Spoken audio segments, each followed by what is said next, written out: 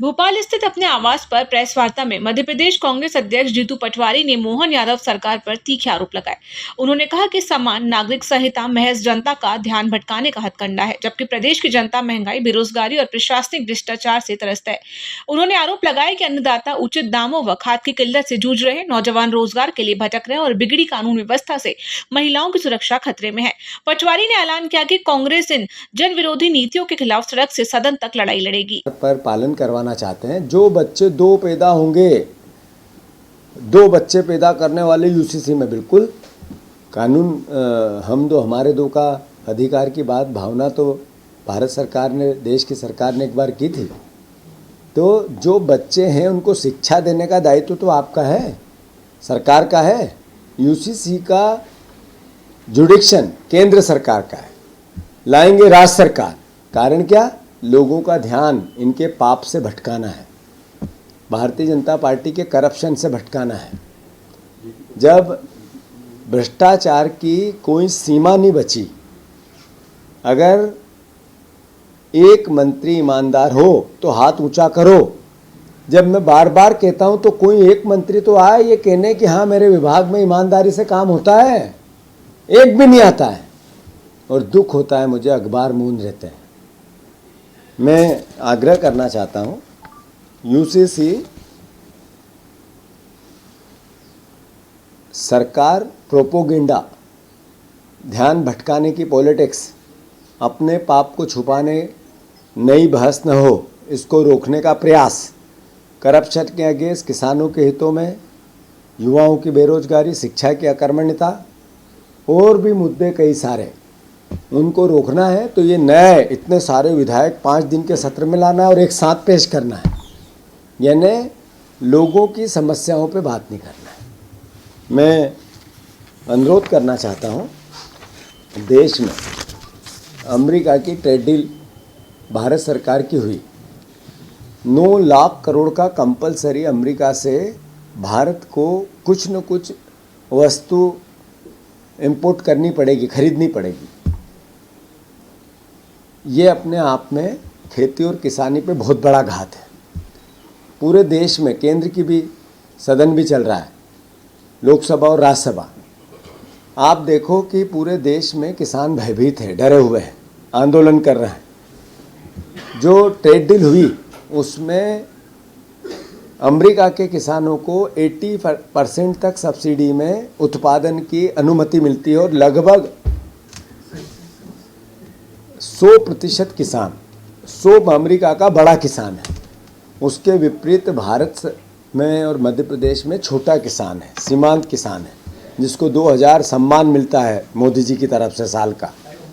मैं आग्रह करना चाहता हूं कि ट्रेड डील का जो विरोध है उसका कांग्रेस पार्टी तो समर्थन करती है। राहुल गांधी जी ने तो इसका पहले दिन से विरोध किया और मध्य प्रदेश के किसान भी इसमें साथ हैं।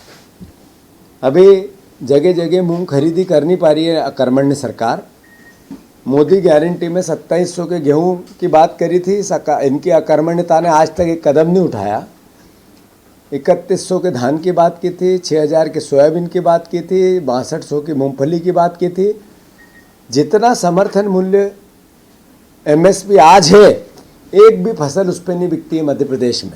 यह अकर्मण्यता इनकी नहीं है तो क्या है? इन्होंने कहा था हम 2700 में गेहूं खरीदेंगे, 2400 रुपये का इनने डीएपी कर दिया, वो भी टोकन पे।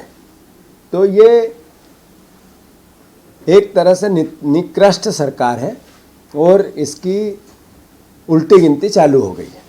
तो हम फिर से किसानों के ट्रेड डील के संघर्ष में कांग्रेस पार्टी मध्य प्रदेश की बहुत बड़ा आंदोलन खड़ा करेगी और इसकी शुरुआत हम प्राथमिकता के साथ करने वाले हैं। बहुत सी बातें हैं, पूरे देश में आंदोलन चल रहा है, इंदौर में भी चल रहा है, हर शहरों में चल रहा है, सरकार का डंडा भी चल रहा है। राहुल गांधी जी ने छात्रों की गूंज सरकार को जगाया था कि छात्र आंदोलनकारी हो रहे हैं, इसके भविष्य में राजनीतिकरण नहीं होना चाहिए। उन्होंने निष्पक्षता से कोटा से चालू किया इस अभियान कि शिक्षा की सुरक्षा हो, भरोसा हो हमारे आने वाली युवा पीढ़ी को, शिक्षा गुणवत्ता की और विश्वास की होगी और साथ ही साथ उससे रोजगार क्रिएट होंगे। इस तरीके की गारंटी कैसे हम दे सके हमारे बच्चों को, ये सरकार नरेंद्र मोदी की सरकार, जिसने 152 बार पेपर लीक कराए, 152 बार पेपर लीक कराए, 50 बार एग्जाम निरस्त कराई। अभी नीट में लगभग 20 बच्चों ने मौत को गले लगा लिया। इतना बड़ा असंतोष है पूरे देश में, पर धर्मेंद्र प्रधानमंत्री के प्रधान सेवक के प्रधान धर्मेंद्र प्रधान को वो हटाना नहीं चाहते। आखिर क्यों? जवाबदेही क्यों नहीं है राजनीतिक लोगों की, और क्यों नहीं होनी चाहिए? मैं खुद आज इंदौर छात्रों के आंदोलन में जा रहा हूँ। हम किसी भी प्रकार से एक कदम में दतिया से स्पेशल आए, इसलिए दतिया इलेक्शन छोड़ के कि हम हमारे संघर्षशील छात्रों के साथ खड़े रहेंगे। ये ट्रेड डील का विरोध 24 तारीख को हरदा में, 24 तारीख को होशंगाबाद में, 24 तारीख को नरसिंहपुर में मैं खुद जाके करूँगा, तीनों जिलों में। तो कांग्रेस पार्टी स्पष्टता से कहना चाहती है, हम जनता की लड़ाई लड़ने के लिए तैयार हैं। मध्य प्रदेश में करप्शन का हाहाकार है। मुख्यमंत्री जी को भी एक अखबार ने कहा कि आप हिसाब दो। आज तक उनने न सदन में दिया न बाहर दिया। ये चिंता का विषय है। मैं फिर से खाद की कमी हो, ओबीसी का आरक्षण हो, जो वेतन भोगी है, तनख्वाह जिनकी नहीं मिल रही है, उनके आंदोलन हो, चाहे माफियाओं का राज हो, वो चाहे शराब माफिया हो, चाहे रेत माफिया हो, चाहे शिक्षा माफिया हो, चाहे अलग अलग तरह के हजारों माफिया, खनिज माफिया हो, ये माफियाओं का जो कब्जा है वल्लभ भवन की 5वीं मंजिल पर, उसको लेकर मुख्यमंत्री सकारात्मक दृष्टिकोण से सदन के सामने 5 श्वेत पत्र लेके आए। 5 श्वेत पत्र। हालात ऐसे हैं, एक, मध्य प्रदेश की आर्थिक स्थिति आज क्या है उसका श्वेत पत्र लाना चाहिए। मध्य प्रदेश की एग्रीकल्चर की, किसानों की स्थिति क्या है उस पर श्वेत पत्र लाना चाहिए। मध्य प्रदेश की शिक्षा की स्थिति क्या है रोजगार के साथ, उस पर श्वेत पत्र लेके आना चाहिए। मध्य प्रदेश में जो बार बार इन्वेस्टर मीट कराई गई, करोड़ों रुपए खर्च किए गए, क्या पाया, क्या खोया, क्या मिलेगा, कब मिलेगा, कैसे मिलेगा, इस पर श्वेत पत्र आना चाहिए। और सबसे महत्वपूर्ण मध्य प्रदेश के भ्रष्टाचार को लेकर भी भारतीय जनता पार्टी की सरकार ने श्वेत पत्र लाना चाहिए।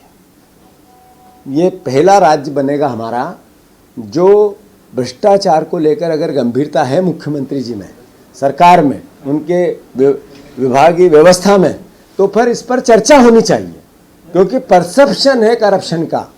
तो इस पर अगर बात नहीं करते हैं तो पाप करते हैं।